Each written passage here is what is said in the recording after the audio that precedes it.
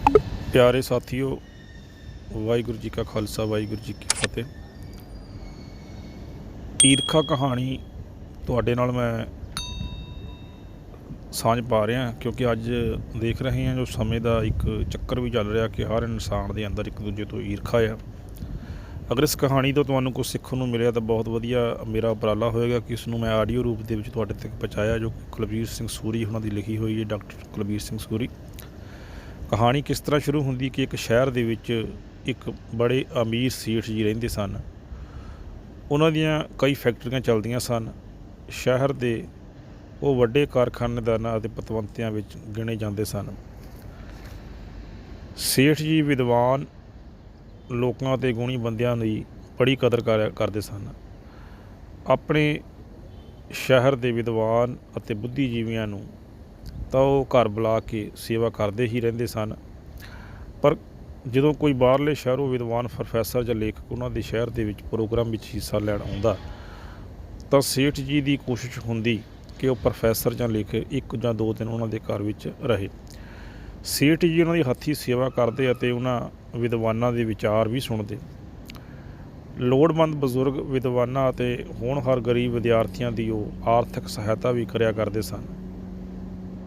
ਇੱਕ ਵਾਰੀ 2 ਪੰਡਤ ਜੋ ਆਪਣੇ ਆਪ ਨੂੰ ਬੜੇ ਵਿਦਵਾਨ ਕਹਿੰਦੇ ਸਨ, ਇਹ ਸੋਚ ਕੇ ਸੇਠ ਹੋਰਾਂ ਦੀ ਕੋਠੀ ਚਲੇ ਗਏ ਕਿ ਕੁਝ ਦਿਨ ਸੇਠ ਹੋਰਾਂ ਕੋਲੋਂ ਸੇਵਾ ਕਰਵਾਵਾਂਗੇ ਅਤੇ ਆਉਣ ਲੱਗਿਆਂ ਬਹੁਤ ਸਾਰੀ ਦਾਨ ਦਕਸ਼ਨਾ ਵੀ ਲੈ ਕੇ ਆਵਾਂਗੇ। ਸੇਠ ਹੋਰਾਂ ਨੇ ਵਿਦਵਾਨ ਸਮਝ ਕੇ ਉਹਨਾਂ ਦੀ ਖਾਤਰਦਾਰੀ ਕਰਨੀ ਸ਼ੁਰੂ ਕਰ ਦਿੱਤੀ, ਪਰ ਥੋੜ੍ਹੀ ਹੀ ਦੇਰ ਗੱਲਬਾਤ ਕਰਨ ਤੋਂ ਸੇਠ ਹੋਰੀ ਸਮਝ ਗਏ ਕਿ ਇਹਨਾਂ ਆਉਂਦਾ ਜਾਂਦਾ ਕੁਝ ਨਹੀਂ, ਅਤੇ ਕੁਝ ਦੇਰ ਹੋਰ ਗੱਲਬਾਤ ਕਰਨ ਤੋਂ ਬਾਅਦ ਸੇਠ ਜੀ ਨੇ ਉਹਨਾਂ ਨੂੰ ਆਖਿਆ, ਪ੍ਰਸ਼ਾਦਾ ਤਿਆਰ ਹੈ, ਜੋ ਕਹੋ ਤਾਂ ਮੰਗਵਾ ਕੇ ਦੇਵਾਂ। ਦੋਵਾਂ ਪੰਡਤਾਂ ਵਿੱਚੋਂ ਇੱਕ ਬੋਲਿਆ, ਸੇਠ ਜੀ ਮੈਂ ਤਾਂ ਪ੍ਰਸ਼ਾਦਾ ਛਕਣ ਤੋਂ ਪਹਿਲਾਂ ਇਸ਼ਨਾਨ ਜ਼ਰੂਰ ਕਰਦਾ ਹਾਂ। ਹਾਂ ਹਾਂ ਇਸ਼ਨਾਨ ਜ਼ਰੂਰ ਕਰੋ। ਕਹਿੰਦਿਆਂ ਸੇਠ ਜੀ ਨੇ ਉਸ ਨੂੰ ਬਾਥਰੂਮ ਵਿਖਾ ਕੇ ਉਹ ਜਦੋਂ ਬਾਥਰੂਮ ਚਲਾ ਗਿਆ ਤਾਂ ਸੇਠ ਜੀ ਨੇ ਦੂਜੇ ਪੰਡਤ ਨੂੰ ਕਿਹਾ, ਪੰਡਤ ਜੀ ਤੁਹਾਡੇ ਸਾਥੀ ਦਾ ਬਹੁਤ ਵੱਡੇ ਵਿਦਵਾਨ ਲੱਗਦੇ ਹਨ, ਆਰਾਮ ਆਰਾਮ ਕਰੋ ਜੀ, ਵਿਦਵਤਾ ਦਾ ਕਦੇ ਇਸ ਦੇ ਨੇੜਿਓਂ ਵੀ ਨਹੀਂ ਲੰਘੀ, ਇਸ ਨੂੰ ਤਾਂ ਕੱਖ ਨਹੀਂ ਆਉਂਦਾ। ਇਹ ਗਧਾ ਤਾਂ ਮੇਰੇ ਮਗਰ ਪੈ ਗਿਆ ਕਿ ਮੈਂ ਵੀ ਤੇਰੇ ਨਾਲ ਸੇਠ ਜੀ ਕੋਲ ਚੱਲਣਾ ਹੈ, ਇਸ ਲਈ ਮਜਬੂਰਨ ਮੈਨੂੰ ਨਾਲ ਲਿਆਉਣਾ ਪੈ ਗਿਆ। ਸੇਠ ਜੀ ਦੇ ਮੂੰਹੋਂ ਪਹਿਲੇ ਪੰਡਤ ਦੀ ਤਾਰੀਫ ਸੁਣ ਕੇ ਦੂਜਾ ਪੰਡਤ ਈਰਖਾ ਦੇ ਵਿੱਚ ਸੜਦਾ ਹੋਇਆ ਬੋਲਿਆ। ਥੋੜ੍ਹੀ ਹੀ ਦੇਰ ਵਿੱਚ ਪਹਿਲੇ ਪੰਡਤ ਜੀ ਇਸ਼ਨਾਨ ਕਰਕੇ ਆ ਗਏ, ਦੂਜੇ ਪੰਡਤ ਜੀ ਮੂੰਹ ਹੱਥ ਧੋਣ ਲਈ ਚਲੇ ਗਏ। ਸੇਠ ਜੀ ਨੇ ਹੁਣ ਪਹਿਲੇ ਪੰਡਤ ਨੂੰ ਕਿਹਾ, ਮਹਾਰਾਜ ਤੁਹਾਡੇ ਸਾਥੀ ਤਾਂ ਬਹੁਤ ਹੀ ਮਹਾਨ ਬੁੱਧੀਜੀਵੀ ਲੱਗਦੇ ਹਨ।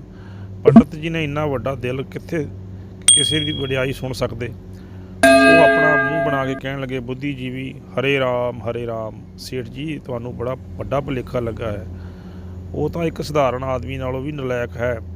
ਮੈਨੂੰ ਤਾਂ ਉਸ ਵਿੱਚ ਅੱਤੇ ਖੋਤੇ ਵਿੱਚ ਕੋਈ ਫਰਕ ਨਹੀਂ ਨਜ਼ਰ ਆਉਂਦਾ। ਕਈ ਸਾਲਾਂ ਤੋਂ ਮੇਰੇ ਪਿੱਛੇ ਫਿਰਦਾ ਹੈ ਕਿ ਮੈਨੂੰ ਆਪਣਾ ਚੇਲਾ ਬਣਾ ਲਓ, ਪਰ ਮੈਂ ਇਹੋ ਜਿਹੇ ਮੂਰਖ ਨੂੰ ਚੇਲਾ ਬਣਾ ਕੇ ਆਪਣੀ ਬਦਨਾਮੀ ਕਰਵਾਉਣੀ ਹੈ। ਦੂਜੇ ਪੰਡਤ ਜੀ ਵੀ ਹੱਥ ਮੂੰਹ ਧੋ ਕੇ ਆ ਗਏ। ਦੋਵੇਂ ਜੀ ਈਰਾਨੀ ਗਲੀਚੇ ਉੱਪਰ ਚੌਂਕੜੀ ਮਾਰ ਕੇ ਬੈਠਦਿਆਂ ਸੇਠ ਜੀ ਨੂੰ ਕਿਹਾ, ਖਾਣਾ ਇੱਥੇ ਮੰਗਵਾ ਲਿਓ, ਤੁਹਾਡੇ ਖਾਣੇ ਨੂੰ ਤਾਂ ਅਸੀਂ ਕਾਫੀ ਵਕਤ ਲੱਗ ਜਾਣਾ ਹੈ। ਸੇਠ ਜੀ ਨੇ ਆਖਿਆ।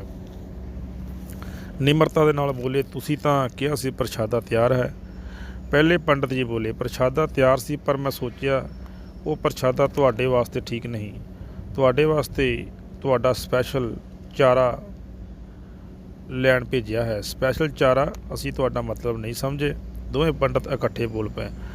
ਮੈਂ ਤਾਂ ਤੁਹਾਡੇ ਵਾਸਤੇ ਦੇਸੀ ਘਿਓ ਦਾ ਖਾਣਾ ਤਿਆਰ ਕਰਵਾਇਆ ਸੀ, ਪਰ ਤੁਸੀਂ ਦੋਵਾਂ ਨੇ ਇੱਕ ਦੂਜੇ ਨੂੰ ਗਧਾ ਅਤੇ ਖੋਤਾ ਕਿਹਾ, ਇਸ ਲਈ ਤੁਹਾਡੀ ਖਾਤਰਦਾਰੀ ਲਈ ਕਿਸੇ ਨੂੰ ਬਾਜ਼ਾਰ ਸਪੈਸ਼ਲ ਚਾਰਾ ਲੈਣ ਭੇਜਿਆ ਹੈ। ਮੈਂ ਤਾਂ ਤੁਹਾਨੂੰ ਵਿਦਵਾਨ ਸਮਝਿਆ ਸੀ, ਪਰ ਤੁਸੀਂ ਦੋਵਾਂ ਨੇ ਇੱਕ ਦੂਜੇ ਦੀ ਅਸਲੀਅਤ ਦੱਸ ਕੇ ਸੇਠ ਜੀ ਨੇ ਬੜੀ ਹੀ ਨਿਮਰਤਾ ਨਾਲ ਕਿਹਾ। ਸੇਠ ਜੀ ਗੱਲ ਸੁਣ ਕੇ ਦੋਵੇਂ ਪੰਡਤ ਬੜੇ ਸ਼ਰਮਿੰਦਾ ਹੋਏ ਅਤੇ ਉੱਥੋਂ ਭੁੱਖੇ ਹੀ ਉੱਠ ਕੇ ਤੇਜ਼ ਕਦਮਾਂ ਨਾਲ ਕੋਠੀ ਤੋਂ ਬਾਹਰ ਚਲੇ ਗਏ। ਜਿਹੜਾ ਆਦਮੀ ਆਪਣੇ ਸਾਥੀ ਨਾਲ ਈਰਖਾ ਕਰਦਾ ਹੈ, ਉਸ ਨੂੰ ਤਰੱਕੀ ਕਰਦਿਆਂ ਹੋਇਆ ਨਹੀਂ ਦੇਖ ਸਕਦਾ, ਉਹ ਆਪ ਵੀ ਕਦੀ ਤਰੱਕੀ ਨਹੀਂ ਕਰ ਸਕਦਾ। ਬਹੁਤ ਬਹੁਤ ਧੰਨਵਾਦ ਜਿਨ੍ਹਾਂ ਨੇ ਇਹ ਕਹਾਣੀ ਨੂੰ ਸੁਣਨਗੇ।